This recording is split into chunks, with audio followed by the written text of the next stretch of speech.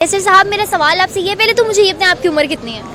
मेरी round about 71। 71, माशाल्लाह। अच्छा, मुझे ये बताएं, आपको वो वक्त तो याद होगा जब बांग्लादेश पाकिस्तान से अलग हुआ था? बहुत ज़बरदस्त वक्त था वो, और वो वक्त याद करके ही अब जिंदा हैं। बाकी जो ये वक्त गुजरा है इसमें तो अब रहने को दिल भी नहीं करता। क्या वजह थी पाकिस्तान के बांग्लादेश से अलग होने की? वजह ये थी कि उनको हम 2 नंबर पाकिस्तानी समझते थे, ठीक है। हालांकि वो एजुकेटेड हमसे ज़्यादा थे और वो बहुत अच्छे और बड़े अच्छे लोग थे। मतलब कि मेरे पास एक खानसामा था, मुझे अभी तक याद है कि वो बड़ा मतलब मेहनती लोग थे, और वो हमारे में इतनी बुराइयां हैं। अब मैं आपको बुराइयां गिनवानी शुरू करूं। जाली दवाइयाँ, दूध में पानी, गोश्त ज़िबा करके उसमें गंदा पानी भर देते हैं, वज़न बढ़ाने के लिए वेट कम तोलते हैं, मतलब लोगों की ज़मीनों पे कब्ज़े करते हैं। यानी कि इतनी की बुराइयां हैं कि इंसान सोच भी नहीं सकता। और इस कौम ने बुराइयों के अलावा एक और काम किया है, जो कि जब बांग्लादेश जब बना था तो हमारी आबादी उनसे कम थी, और अब हमारी आबादी जो है वो 22-23 करोड़ पे और वो 15 करोड़ के ऊपर है। तो इस कौम ने सिवाय बच्चे पैदा करने के अलावा कुछ भी नहीं किया। मैं आपको बात बताऊं तो ये है कि हर इंसान, एक बच्चे से लेके बड़े तक, सुबह घर से निकलता है फ्रॉड करने के लिए, धोखा देने के लिए कि हम ये धोखा दें, हम इधर से करें इधर से करें। तो मुझे बहुत अफसोस है इस चीज़ का। अच्छा सर, ये तो वजह थी बांग्लादेश और पाकिस्तान के अलग होने की। आपको लगता है कहीं ना कहीं हिंदुस्तान जिम्मेदार था इस सब का? नहीं, हिंदुस्तान तो शुरू से चाहा। हिंदुस्तान का तो अब मौका मिले तो वो ये वेस्ट पाकिस्तान को भी किसी से साथ मर्ज कर ले, अपने आप कर ले। तो ये क्योंकि मैं एयरलाइन में था, मैं ये इंजीनियरिंग में था, तो हमें पता है, हमारे कई दोस्त वगैरह, हम ढाका भी थे, हमें पता है कि वहाँ पर क्या क्या, अगर बांग्लादेश शामिल ना हो, इंडिया शामिल ना होता बांग्लादेशों के लोगों से, वो जो थे अपना मुक्ति बानी वगैरह जो भी थे, तो वो हमसे ना जा सकता।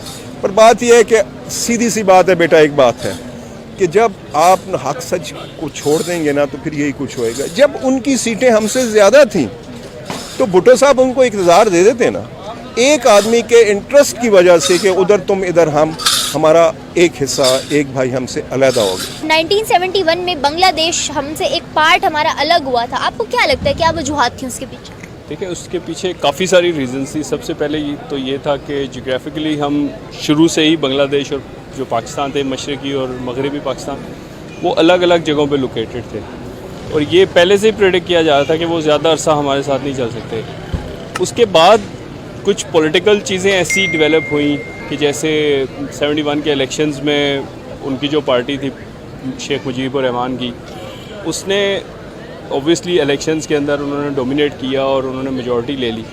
लेकिन वो चीज़ यहाँ के जो पॉलिटिशियंस थे उनको डाइजेस्ट नहीं हुई, उन्होंने उनकी जो मेजॉरिटी थी उसको एक्सेप्ट नहीं किया, और वो पॉलिटिकली चीज़ें चलते चलते इतना आगे चली गई कि वो हमारे जो डिफरेंसेस थे उनके साथ, मतलब एक ये परसेप्शन डेवलप हो गया कि शायद कि जो मगरबी पाकिस्तान वाले जो हम हैं, शायद वो उनकी जो राय है या उनका जो ओपिनियन है उसका एहतराम नहीं कर रहे, उसको एक्सेप्ट नहीं कर रहे। और ये बहुत सारी छोटी छोटी चीज़ें, फिर कुछ हमारे आर्म फोर्सेस की तरफ से भी वहाँ पे कुछ चीज़ें, कुछ एक्ट्स ऐसे हुए कि जिसकी वजह से वो एक जो गैप था वो बढ़ता चला गया, और उसका एंड वो ये हुआ कि 16 दिसंबर को वो हमसे अलग। अच्छा, डू यू रियली थिंक कि इंडिया इसमें इन्वॉल्व था या इसके पीछे इंडिया का बहुत बड़ा हाथ था? जी बिल्कुल होता है, क्योंकि इंडिया ओबियसली मेजर आप कह लें कि स्टेक होल्डर भी था उसमें, और इंडिया की ही बेसिकली चीज़ों को एग्जैजरेट किया गया या जो चीज़ों को डेवलप किया गया उसमें डेफिनेटली इंडिया का हाथ। क्या बेनिफिट था इंडिया का उसमें? इंडिया का देखिए, सबसे बड़ा बेनिफिट तो ये था कि पाकिस्तान को कमज़ोर करना।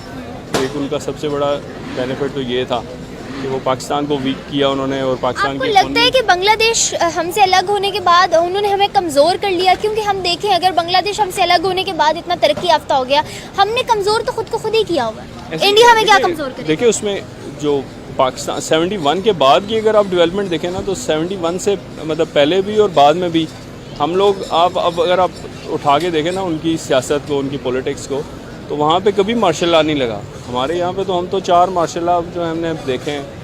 इसी तरह से इंडिया को आप देखें तो इंडिया, बांग्लादेश की आगे जाने की रीज़न यही थी कि उनकी जो पॉलिटिक्स थी, उनकी जो पॉलिटिकल स्टेबिलिटी रही, जो डेमोक्रेसी थी वो आगे बढ़ती रही। इंडिया के आगे जाने की क्या वजह आप बयान करेंगे? सबसे बड़ी रीज़न तो यही है कि वहाँ पे पॉलिटिकल स्टेबिलिटी है। हमारे यहाँ पे तो गवर्नमेंट आती है तो पहले दिन से ही उसके खिलाफ चीज़ें ऐसी सामने आना शुरू हो जाती हैं कि वो लगता नहीं है कि 1 महीना भी निकालेंगे। सही है। तो सबसे बड़ी चीज़ तो पॉलिटिकल स्टेबिलिटी है।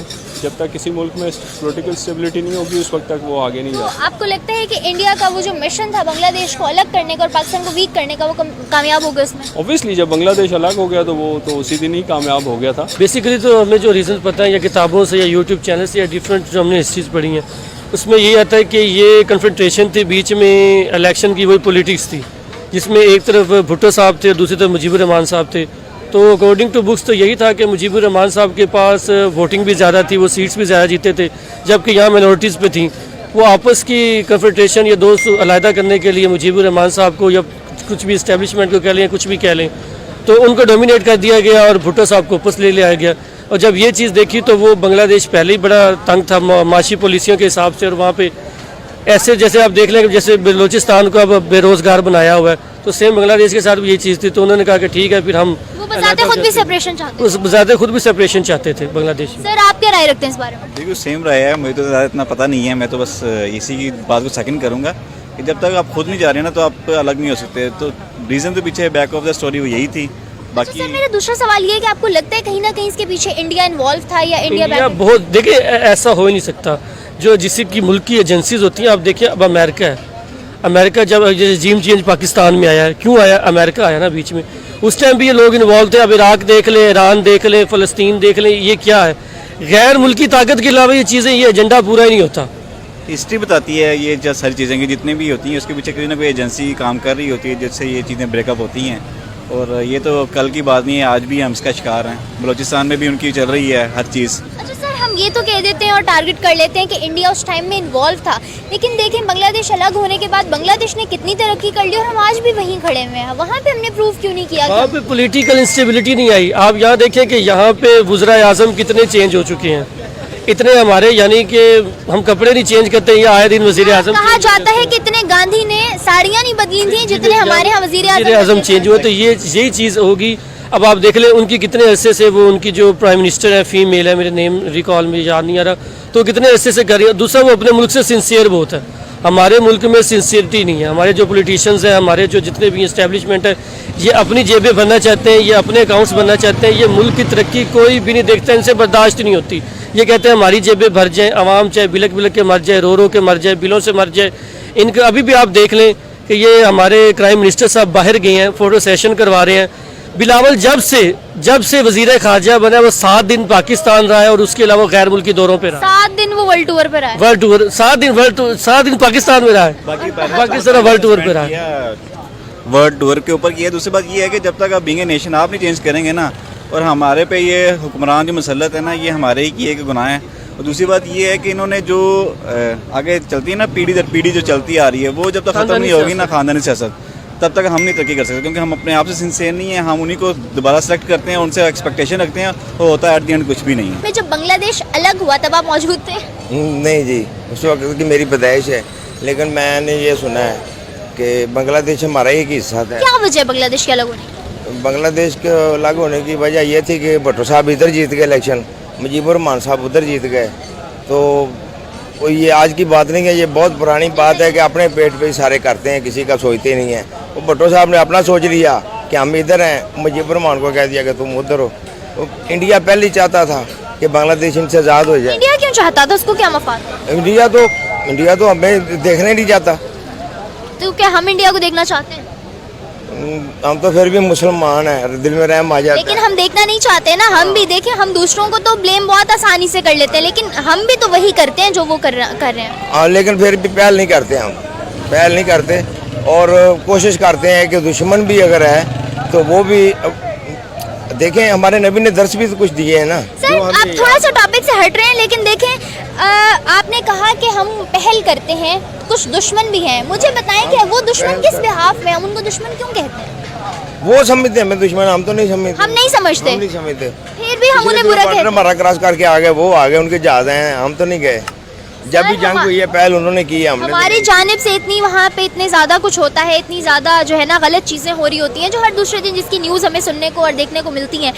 मतलब दोनों तरफ से बराबर के तीर चल रहे हैं, कोई कम नहीं है, लेकिन फिर भी हम एक दुश्मन का वर्ड एक ऐसे मुल्क के लिए यूज़ कर लेते हैं जो बहुत तरक्की कर रहा है। ऐसे में जब हमारा मुल्क इतने क्राइसिस में, हमें ज़रूरत है हर उस मुल्क की जो हमारे साथ खड़ा हो तो हम भी थोड़ा डेवलपमेंट की जानिब आ सकते हैं, देख के सीख सकते हैं। हम उसी मुल्क को आज के दौर में दुश्मन कह रहे हैं। दोस्त भी तो कहेंगे, इमरान खान ने कहा कि तुम 2 कदम आगे हो, हम 4 कदम आगे आएंगे, वो 1 कदम भी आगे नहीं आया। दोस्त भी तो हम उसको नहीं कह सकते। कोई भी ऐसी चीज़ नहीं है जिधर वो हमारी टांगे नहीं खींची होंगी। सर, अभी कुछ रोज पहले ही एक अपडेट आई थी जिसमें मोदी सरकार ने कहा था कि पाकिस्तान बेफिक्र हो जाए, कोई भी इमदाद हमसे हो सकी तो हम पाकिस्तान की ज़रूर करेंगे। तो एक मतलब हर जानिब से कुछ अगर बुराइयां होती हैं तो कुछ अच्छाइयां भी होती हैं, लेकिन मसला ये है कि जिस मुल्क और कौम को हम पर्सनल ग्रजेस की नज़र से देखते हैं, मतलब अपने दिमागों के फतूर से देखते हैं, उसकी अच्छाइयाँ हमें नज़र नहीं आती, हम सिर्फ बुराइयों पर गौर व फिक्र करते हैं। ऐसा है? हमें मोदी की अच्छाइयाँ नज़र आ रही हैं। हमें मोदी की लाखों मुसलमानों का कातिल है, हमें दिखाई दे रहा है। बाबरी मस्जिद शहीद करवाने वाला मोदी है, लाखों मुसलमानों को कत्ल किया है उसने। सर, बाबरी मस्जिद वाले केस में उनका ऑपोजिशन में ये भी कहना था कि इन्होंने हमारा मंदिर तोड़ा, इस वजह से हमने वो तो 500-700 साल पुरानी बात थी। वो तो 700 साल पुरानी बात थी, वो भी पता नहीं उस वक्त का। सर, मोदी सरकार, हर बंदा कहता है कि मोदी सरकार वहाँ मुसलमानों पर जुल्म कर रहा है। कुछ रोज़ पहले मैंने इस टॉपिक पे भी लोगों से बात की, अवाम से, तो लोगों ने कहा कि हमने मीडिया में देखा है। मुझे ये बताएं कि एक मीडिया, उनका मीडिया और हमारा मीडिया, आपको नहीं लगता यही इंतशार फैला रहा है? वरना जो बरसों से वहाँ पे 70% मुसलमान रह रहे हैं, वो रजामंद हैं तो वहाँ रह रहे हैं, वरना वो हिजरत ना कर जाते। 700-800 साल से मुसलमान इंडिया पे हुकूमत करके गया, 700-800 साल, और इंडिया की एक दिन की हुकूमत हमने बर्दाश्त नहीं की। कायदे आज़म साहब ने कहा ना हम अंग्रेज़ की गुलामी करेंगे और उसके बाद ना हम हिंदू की गुलामी करेंगे। आज बांग्लादेश हमारे हमसे अलग होकर बहुत अच्छा है। देखें, ये मेरे ख्याल बस ये उनकी मेहनत है और उन्होंने अपना प्रीवियस ज़माना देख के उन्होंने फिर आगे किया। अब जहाँ पे भी मेरे जितने भी, मैं अपनी बात करता हूँ कि जितने भी मेरा स्टफ़ आता है मैं यहाँ का नहीं पहनता, क्योंकि यहाँ बहस करते हैं, स्टिचिंग सही नहीं करते। तो जिस चीज़ पे देखो बांग्लादेश लिखा होता है, जिस चीज़ पे देखो बांग्लादेश, इंडिया भी लिखा हुआ होता है। बहुत सारे प्रोडक्ट्स ऐसे भी हैं जिन पे मेड इन इंडिया लिखा हुआ होता है। मेरा कहने का मतलब हम कुछ भी नहीं करते। हमारे पास लाइट नहीं है, हमारे पास मैन पावर हद से ज़्यादा है, और हमारे सियासतदान जो हैं अल्लाह माफ़ी, और जो हमारे जो ब्यूरोक्रेट्स हैं, और मैं किसी के बारे में नहीं कहूँगा, पर यह है कि हमारे में अगर कोई एक अच्छे लोग हैं जिनकी वजह से हम सेफ़ हैं, तो वो हमारी फ़ौज है। मुझे जहाँ पर भी फौजी मिलता है मैं रुक के उसको सलूट करता हूँ। अच्छा सर, आपसे मेजर अब आखिरी सवाल की जानिब आती हूँ। इंडिया का कितना बड़ा किरदार था जब बांग्लादेश को पाकिस्तान से अलग करने में? बहुत बड़ा किरदार था। अगर इंडिया ना उनके साथ शामिल होता तो वो बांग्लादेश अलहदा नहीं हो सकता। और सबसे बड़ी बात ये है, इंडिया को तो आप छोड़ देना जी, इंडिया का क्या कसूर है? वो हमारा दुश्मन था। आज आपको लगता है बांग्लादेश जिस तरक्की की सतह पे है इंडिया की वजह से? नहीं, दे आर सेल्फ मेड। वो अब इंडिया को भी पसंद नहीं करते, क्योंकि मुसलमान और हिंदू की तो कभी भी नहीं बनी ना, तो वो इंडिया को भी अब पसंद नहीं करते। उन्होंने ठीक है एडवांटेज मिला, तो ये है कि इंडिया के सामने हम भी वीक हैं, तो वो भी बेचारे वीक हैं। पर ये है आपने कहा कि मुसलमान और हिंदू की कभी नहीं बनती, क्या वजह है? मजहब का। अच्छा, मज़हब का, जहाँ मज़हब की बात करते हैं तो कुछ रोज़ पहले भी मैंने इस टॉपिक पे वीडियो की थी कि अगर हम मज़हब की बात करते हैं तो फिर चाइना वालों का मज़हब भी तो और है। अगर हम मज़हब की बात करें, अमेरिका का मज़हब भी तो और है जिसकी हम गुलामी कर रहे हैं। देखें, मज़हब, हम किसी के मज़हब को बुरा नहीं कहते, पर इंसानियत होनी चाहिए। चाइना में इंसानियत है, अमेरिकन इंसानियत है। आप इंडिया को देख लें, रोज़ हम टीवी पे देखते हैं लोगों को जिस तरह वो मार रहे हैं। कोई गोश्त लेके जा रहा है, उसको मार के उधर ही मार दिया, जला रहे हैं, घर जला रहे हैं, मस्जिदें तोड़ रहे हैं। ये करो, ये चाइनीज़ नहीं कर रहे, चाइनीज़ नहीं कर रहे, अमेरिकन नहीं कर रहे। क्या आप इस बात को श्योरिटी के साथ कह सकते हैं? नहीं, वो नहीं कर रहे। अमेरिकन और चाइनीज़ आज भी किसी भी मुसलमान पाकिस्तानी से पूछ लें, वो अमेरिका के इतना अगेंस्ट होगा कि हमारे हुक्मरानों की वजह से आज हम उनकी गुलामी में हैं। देखें, मैं मज़हब की तो बात नहीं कर रहा, पर मैं हज़रत अली रज़ियल्लाहु अन्हु का कॉल है कि जिसके साथ नेकी करो उसके शर से बचो। आज भी उनके 10 जहाज़ आए इमदाद लेके। अमेरिकन तो हमें दे रहे हैं, सब कुछ कर रहे हैं, मज़हब एक साइड पे कर दें। आपको भी लगता है कि इंडिया इन्वॉल्व था बांग्लादेश को सेपरेट करवाने में? देखिए, इंडिया इन्वॉल्व है या नहीं है वो अगर बलोचिस्तान में पता लग जाता है, तो पहले उसका एक टुकड़ा कर चुके हैं, अब बलोचिस्तान के पीछे भी पड़े हुए हैं। इसी तरह अफगानिस्तान भी अगर अभी अमेरिका वहाँ से निकल के गया तो वो भी आप देखने के आपके साथ वो कितने सिंसियर हैं। सर, अगर हम अपने साथ अपने मुल्क के लोगों के साथ सिंसियर हों, हम यहाँ पे इतनी स्ट्रेंथ रखते हो, हमारे अंदर कमजोरियाँ ना हो, तो कोई कैसे किसी को अलग कर सकता है? मतलब फ्लॉज हमारे अपने अंदर ही Basically हैं। बात वही है ना कि हमारा आपस में जो ताल्लुक है ना वो भी इतना अच्छा नहीं है, वो गाठजोड़ इतनी अच्छी नहीं है। या आप कह लें कि मेंटालिटी जो है ना वो हमारी आज तक चेंज हो ही नहीं पाई। हमें जिस चीज़ के पीछे लगा दिया जाता है हम उसके पीछे लग जाते हैं। लकीर के फकीर। अंधी तकलीद कर रहे हैं बेसिकली। लकीर का फकीर तो है ही, अंधी तकलीद कर रहे हैं। खुद से कुछ पढ़ के या खुद देख के कुछ भी नहीं करते कि होना क्या चाहिए। आप क्या कहेंगे इस पर? कुछ ऐसे बिल्कुल ऐसे ही करें। हमारी यूथ को इस चीज़ में आगे आना पड़ेगा। जो हमारी यूनिवर्सिटी लेवल्स हैं, स्कूल्स लेवल्स हैं, इनमें लोगों को मैच्योरिटी लानी पड़ेगी और इनको थोड़ा सा हमें गाइड करना पड़ेगा और इनमें थोड़ा सा इस चीज़ का नॉलेज लाना चाहिए कि हमने चीज़ों को ठीक कैसे करना है, चूज़ कैसे करना है। आप अगर 1971 में जाके देखें तब भी बांग्लादेश में जब ये सेपरेशन हुई थी ना, तो वहाँ की यूनिवर्सिटीज़ में और वहाँ के स्टूडेंट का बहुत रोल रहा था। उसकी वजह से होता है। यहाँ भी अब यूथ जब देखें अनपढ़ लोग और जो कम सोचने वाले लोग इस चीज़ में आगे आएंगे ना, जमींदार वगैरह पैसे लगा के इलेक्शन में आ जाते हैं। जब तक स्टूडेंट फेडरेशन बंद हो गई है और उस तरह के लीडर आना बंद हो गए हैं, जब तक स्टूडेंट इन्वॉल्व नहीं होगा तब तक इस मुल्क में और सबसे बेसिक चीज़ किसी भी मुल्क की तरक्की के लिए होती है एजुकेशन, जिस पे काम हो ही नहीं रहा। यहाँ पे तभी तो लोगों को पढ़ा नहीं रहे। ज़्यादा पढ़ा दें तो जो पटवारी ख़त्म ना हो जाए।